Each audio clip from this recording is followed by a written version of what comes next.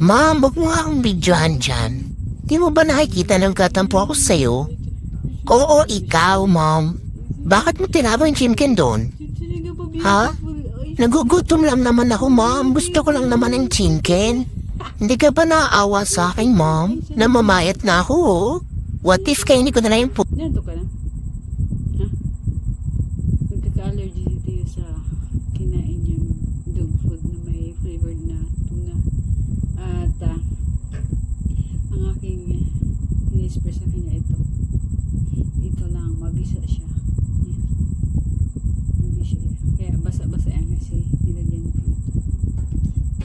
Kaya kung may mga allergy ang inyong mga aso, pusa, yun lang ang bigyan. Di ba, Tiyo? Ha? Di ba, Tiyo? Ha? Ting-ting. Ting-ting-ting. Talaga?